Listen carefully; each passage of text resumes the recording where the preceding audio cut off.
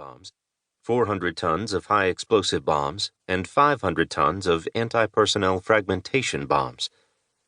In many respects, then, Hiroshima was not the kind of watershed moment that can only be seen in retrospect.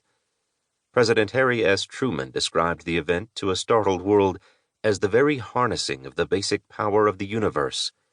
It was a view widely shared by influential atomic scientists. 7 years later, in 1952, the United States scaled the nuclear ladder, detonating its first thermonuclear device in the Pacific. Mike, as the bomb was designated, exploded with a force 500 times greater than the bomb detonated over Hiroshima, in the process wiping the test island off the map. The H-bomb really changed everything, transforming the very nature of war and peace.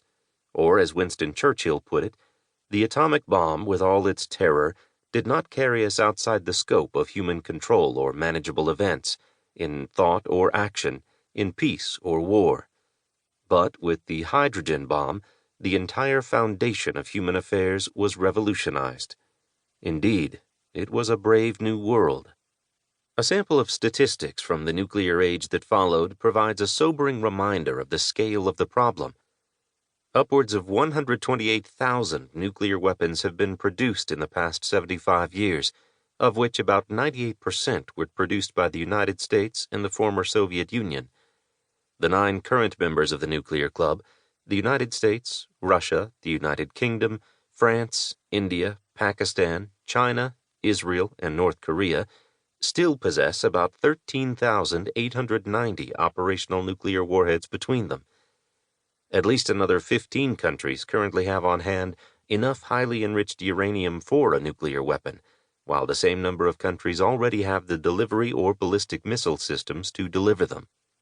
Within this context, the book looks at the science of nuclear weapons and how they differ from conventional weapons, the race to beat Nazi scientists to the bomb, the history of early attempts to control the bomb, through to the Soviet detonation of an atomic device in August 1949, the race to acquire the H-bomb with its revolutionary implications, the history and politics of nuclear deterrence and arms control against the backdrop of a changing global landscape from the Cold War to the present, the prospect and promise of missile defense, from the end of World War II through to Ronald Reagan's dream of shielding the American homeland from a massive Soviet ballistic attack, Star Wars, through to Washington's post-Cold War reduced goal of defending against a small number of ballistic missiles, national missile defense, launched by a rogue state, and finally the historical development of nuclear weapons and the policies they have generated since the end of the Cold War.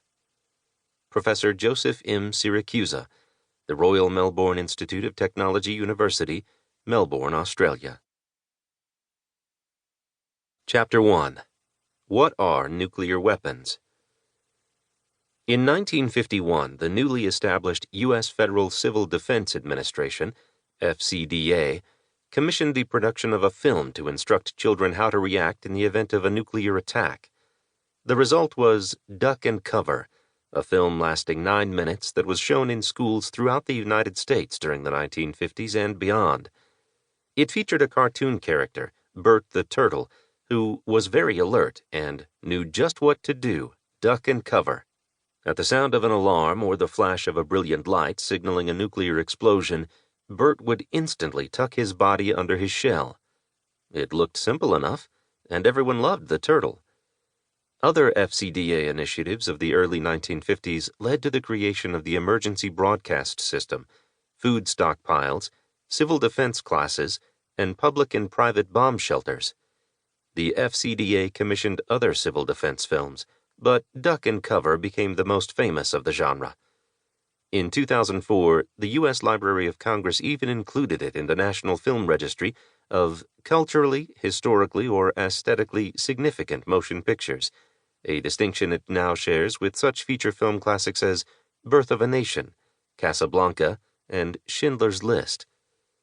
As I look back at the time I was first introduced to Bert the Turtle in the early 1950s, while attending primary school on the north side of Chicago, America's third largest city and long a favorite hypothetical nuclear target, I realize, of course, that Bert the Turtle had little to do with